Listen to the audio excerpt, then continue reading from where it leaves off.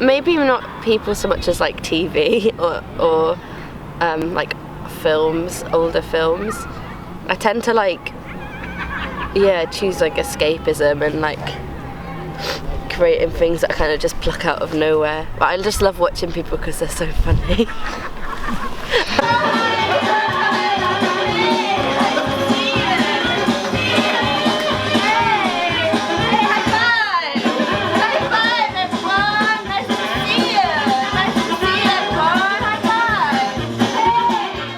I started comedy when I was 18, I think, 5 years ago. That's a terrifying thought that I've done barely anything with it. I started when I was back in Newcastle. I think I was like a lot more confident when I was a teenager. I went to art school when I was 19, and then I did both for a while, but then when I about last year when I was just finishing, I was concentrating just on art, but then I found myself doing performance anyway, and then it ended up being funny, so I don't think I really left comedy. And then I'm just trying to find a place now which is like in between comedy and performance art and theatre, somewhere in the middle.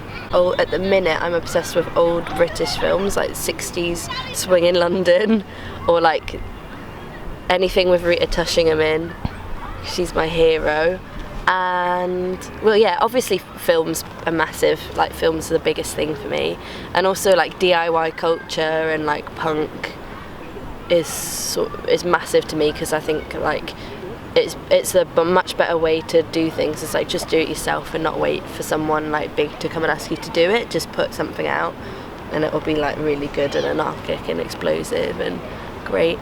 If you separate my art and my comedy, because they at times can be very, very different, my art is massively driven by what it is to be a woman, and like I usually play a character which ended up being called Suburbia. It's just basically a massive stereotype of like an American woman. I always choose American, like not because I'm particularly interested in America itself, but Americanization, especially for like the housewife, or like the American dream and stuff like that. I find that massively interesting. Yeah, and then also in my life I think a lot about feminism is massive.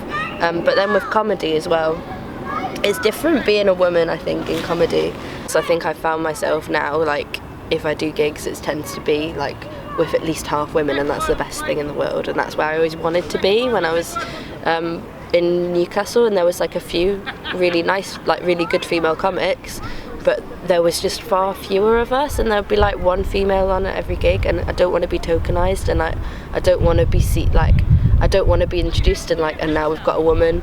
And also I think like having a body, it sounds like weird, but like having the physicality of a body, like when you're on stage, especially because I did a bit of clowning, and the thing I sort of found is that when I covered up my body, or like ignored the fact I had a body that would predispose people to think of me, that it made it easier. And then I was like, no, that's like so wrong. Like, why should not having a female body be the norm? And then I had to think a lot about, you know, what it is to have a female body and stand on stage. Once I had a gig and then someone shouted nice tits at me, and it was one of the like people running the gig. Why should a body be like such a thing on the stage? What was it? Why did I move to London? It was a toss-up between here and Brighton. My grandma was here at the time, and I felt that was quite a draw, like having family in London. And I felt actually, when I went to the Brighton interview, I couldn't stop thinking about all the museums there were in London. I never go to the museums. I actually moved here for all the museums and for my grandma. I never go to the museums. So.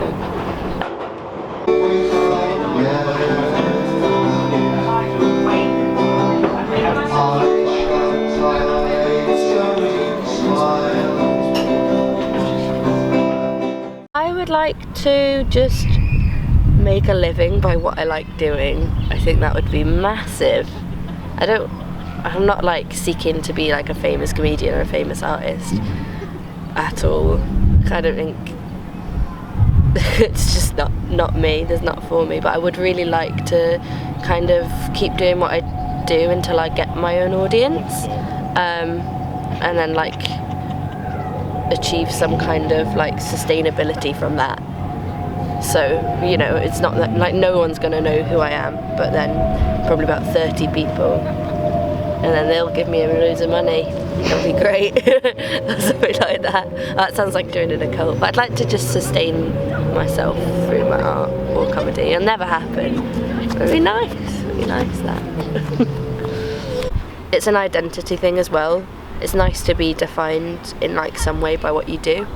So I've found it very difficult since graduating to be like, when people ask me what I do, I'm more quick to say I'm a sales assistant, which I don't have a problem with, but I'll never say I'm an artist, or I'll never say I do comedy, just because it's not how I make money. And I think I should be saying those things because it's what I do. It's what I do, but it would be nice to have some kind of like validation in saying that. I don't know. Nice to see it.